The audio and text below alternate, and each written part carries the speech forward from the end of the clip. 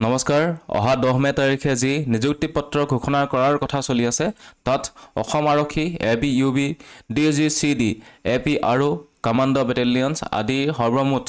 5563টা পদ আছে আৰু এই পদসমূহৰ বাবে ইতিমধ্যে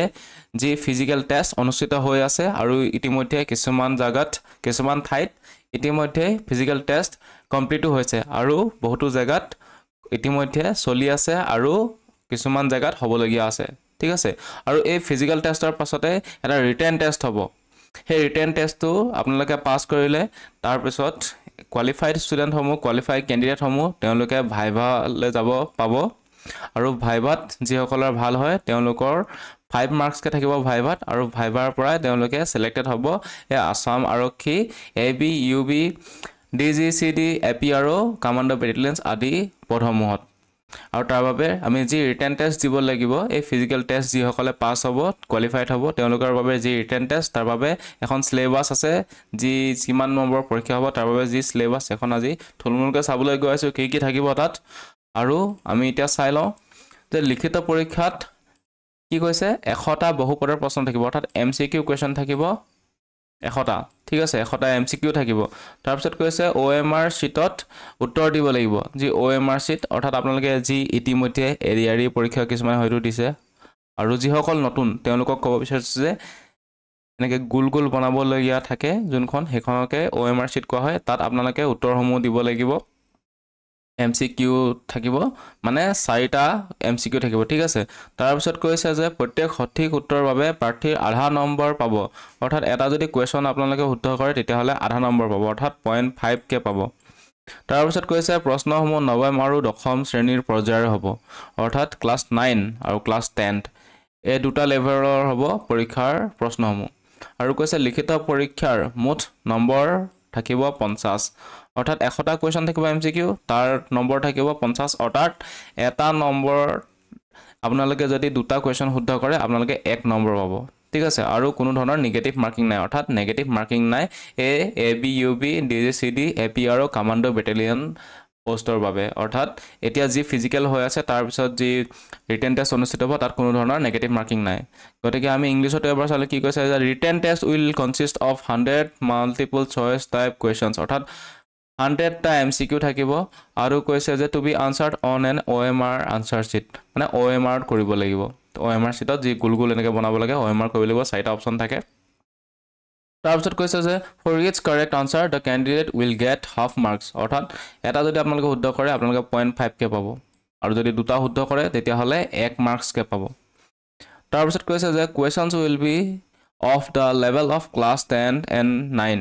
অৰ্থাৎ ক্লাছ 9 আৰু ক্লাছ 10ৰ লেভেলৰ কুৱেশ্যনসমূহ হ'ব আৰু কৈছে যে the written test will be 50 মানে 50 নম্বৰ হ'ব 100টা কুৱেশ্যন থাকিব আৰু কৈছে নো নেগেটিভ মাৰ্কিং অৰ্থাৎ নেগেটিভ মাৰ্কিং নাই আৰু কুৱেশ্যন কেনে ধৰণৰ এমসিকিউ কুৱেশ্যন আহিব মই আপোনালোকক এক্সাম্পল দেখাব বিচাৰিছোঁ ইতিমধ্যে সকলোৱে বহুতে হয়তো জানে যে কেনে ধৰণৰ কুৱেশ্যনসমূহ আহে কিন্তু এইবাৰ নতুনকৈ যিসকলে দিছে তেওঁলোকৰ বাবে এনে এক্সাম্পল এটা লৈ আহিছোঁ যে যদি এমসিকিউ কুৱেশ্যন কেনেকুৱা থাকে যে এনেকৈ থাকিব কুৱেশ্যনটো ষ্টেটমেণ্টটো থাকিব এনেকৈ যে council of states was renamed as মানে ৰাজ্যসভাৰ নাম পৰিৱৰ্তন কৰা হৈছিল এই বুলি ইয়াত কাউন্সিল অফ ষ্টেটছ বুলিয়ে আছিলে সেইটো মানে ভুল হৈছে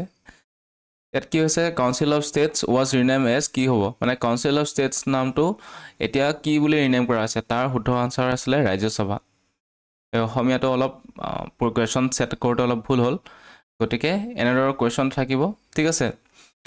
তাৰপিছত আপোনালোকে আনচাৰটো বাচিব লাগিব ওএমআৰ শীটত এনেকৈ যদি এইটো চি অপশ্যন হয় এ বি চি চিত আপোনালোকে গোল বনাই আহিব লাগিব ঠিক আছে এইবোৰ আমি পিছত আলোচনা কৰিম ভালদৰে তো এনেদৰে 100টা কুৱেশ্যন থাকিব টোটেল তাৰপিছত আমি চাই লওঁ যে ইয়াত সিলেবাছ কি হ'ব ঠিক আছে ছাবজেক্ট কি আহিব 100টা কুৱেশ্যন যে আহিব 100টা কুৱেশ্যনত ক'ত কিমানটা কুৱেশ্যন আহিব আৰু কি ছাবজেক্টৰ ওপৰত কি বিষয়ৰ ওপৰত কুৱেশ্যন আহিব ইয়াত কৈছে যে ফাৰ্ষ্টতে আহিলে প্ৰাথমিক গণিত অৰ্থাৎ এলিমেণ্টাৰী এৰিথমেটিক ঠিক আছে আপোনালোকৰ সাধাৰণ গণিত থাকিব আপোনাৰ ওচৰত আহিব তাৰপিছত থাকিব জেনেৰেল ইংলিছ থাকিব গ্ৰামাৰ পঢ়ি যাব ভালকৈ গ্ৰামাৰৰ পৰা বহুত কুৱেশ্যন অহা দেখা যায় চিননিম এণ্টনিমছ পৰা অহা যায় বাক্য গঠনৰ লগত অহা যায় ঠিক আছে আৰু কিছুমানৰ ৱৰ্ডৰ মিনিঙো সোধা দেখা যায় এই জেনেৰেল ইংলিছত আমি পিছত আমাৰ ভিডিঅ'সমূহ লৈ আহিম ইংলিছৰ ওপৰত জেনেৰেল ইংলিছৰ ওপৰত তাৰপিছত কৈছে যে logical reasoning and mental ability অৰ্থাৎ যৌগিক চিন্তা আৰু মনৰ ক্ষমতা এইটো আপোনালোকে ৰিজনিংছখিনি মেথছ ৰিজনিং যি কয় মেথছখিনি ইয়াত আহিলে আৰু ৰিজনিংখিনি ইয়াত সোমাব ঠিক আছে তাৰপিছত আহিব আপোনালোকৰ এইটো ইম্পৰ্টেণ্ট আসাম হিষ্ট্ৰী মানে অসম হিষ্ট্ৰী অসমৰ ইতিহাস আহিব ভূগোল আহিব ৰাজনীতি আৰু অৰ্থনীতি অৰ্থাৎ আসাম হিষ্ট্ৰী জিঅ'গ্ৰাফি পলিটি আৰু ইকনমি আহিব এই পৰীক্ষাটোত 100টা কুৱেশ্যনৰ ভিতৰত এইকেইটা আহিব ঠিক আছে ইয়াৰ পৰা প্ৰায় আপোনালোকে 30-40টা কুৱেশ্যন দেখি পাবই তাৰপিছত আহিলে লাষ্টত সাধাৰণ জ্ঞান আৰু বৰ্তমানৰ পৰিস্থিতি অৰ্থাৎ জেনেৰেল এৱাৰনেছ অৰ্থাৎ জিকে আহিব ঠিক আছে তাৰপিছত জিকে আৰু কাৰেণ্ট এফেয়াৰ্ছ মানে জেনেৰেল এৱাৰনেছ মানে হৈ গ'ল জেনেৰেল নলেজ ঠিক আছে আৰু তাৰ লগতে আহিব কাৰেণ্ট এফেয়াৰ্ছ এই কাৰেণ্ট এফেয়াৰ্ছটো বহুত ইম্পৰ্টেণ্ট ইয়াৰ পৰা বহুত কুৱেশ্যন অহা দেখা যায় গতিকে এইখিনিয়ে ছাবজেক্টৰ পৰা কুৱেশ্যন আহিব ঠিক আছে আৰু কুৱেশ্যন পেপাৰখন কোনটো মিডিয়ামত আহিব কি লেংগুৱেজত আহিব ইয়াত 4টা লেংগুৱেজ থাকিব এটা আহিব অসমীয়াটো ষ্টেটমেণ্ট থাকিব আপোনালোকৰ যিসকল অসমীয়া মিডিয়াম হয় তেওঁলোকৰ বাবে অসমীয়াত থাকিব তাৰপিছত আহিলে বড়ো মিডিয়ামো থাকিব ঠিক আছে তাৰপিছত আহিলে বেংগলী মিডিয়ামতো থাকিব আৰু তাৰপিছত ইংলিছ মিডিয়ামৰ থাকিব গতিকে আপোনালোকৰ লেংগুৱেজৰ কোনো ধৰণৰ অসুবিধা নাপায় যিসকলে অসমীয়াত কৰিব পাৰিব অসমীয়াত অপশ্যন চাই আপোনালোকে ৰাইট আনসাৰ শুদ্ধ আনসাৰটো কৰিব পাৰিব ইংলিছ মিডিয়ামসকলৰ বাবে ইংলিছতে কৰিব পাৰিব বড়োসকলৰ বাবেও আছে আৰু বেংগলীসকলৰ বাবেও তেওঁলোকে সকলো মিডিয়ামত কুৱেশ্যন পাব ঠিক আছে তো গতিকে এইখিনিয়ে আৰু ইয়াতে এটা কথা কওঁ আমি যি আমাৰ ভিডিঅ'সমূহ প্ৰস্তুত কৰোঁ তাত আমি ইয়াৰ পৰৱৰ্তী পৰ্যায়ত অসমৰ ইতিহাস ভূগোল আৰু ৰাজনীতি অৰ্থনীতি ইয়াৰ ওপৰত এটা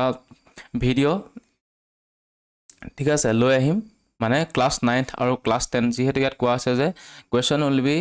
of the level of 10th and 9th অৰ্থাৎ ক্লাছ 9 আৰু ক্লাছ 10ৰ মানে লেভেলৰ যি পৰীক্ষা এক্সাম পাতিব বুলি কৈছে কুৱেশ্যনৰ লেভেল মানে ক্লাছ 9 আৰু 10ৰ ভিত্তিত হ'ব গতিকে এই ক্লাছ 9th আৰু ক্লাছ 10ৰ যি চেভাৰ বুকছ আছে ক্লাছ 9 আৰু ক্লাছ 10ৰ যি চেভাৰ বুকছ আছে এই বুকৰ আধাৰতে আমি ভিডিঅ'সমূহ প্ৰস্তুত কৰি লৈ আহিম আপোনালোকে যদি চেনেলটো ভাল পায় তেতিয়াহ'লে চেনেলটো ছাবস্ক্ৰাইব কৰি থ'ব এনেধৰণৰ ইনফৰ্মেটিভ ভিডিঅ'ৰ বাবে আৰু পৰৱৰ্তী আগন্তুক ভিডিঅ'সমূহ পাবৰ বাবেও চেনেলটো ছাবস্ক্ৰাইব কৰিব আৰু চেনেলটো গ্ৰ'থ হৈ যাতে আপোনালোকৰ ভৱিষ্যতে এনেধৰণৰ ইনফৰ্মেটিভ ভিডিঅ' আৰু প্লাছ আপোনালোকৰ যোনবোৰ পৰীক্ষাত আহিবলগীয়া যোনবোৰ জ্ঞান সাধাৰণ জ্ঞানে হওক নাইবা ইংৰাজীয়ে হওক গণিতেই হওক এই সকলোবোৰ আমি ভিডিঅ' প্ৰস্তুত কৰি এই চেনেলটোত ফ্ৰী বিনামূলীয়াকৈ আপলোড কৰিম গতিকে তাৰ বাবে আপোনালোকে চেনেলটো ছাবস্ক্ৰাইব কৰি থ'ব আৰু আজি ইমানখিনিকে কৈ ভিডিঅ'টো সামৰণি মাৰিছোঁ ধন্যবাদ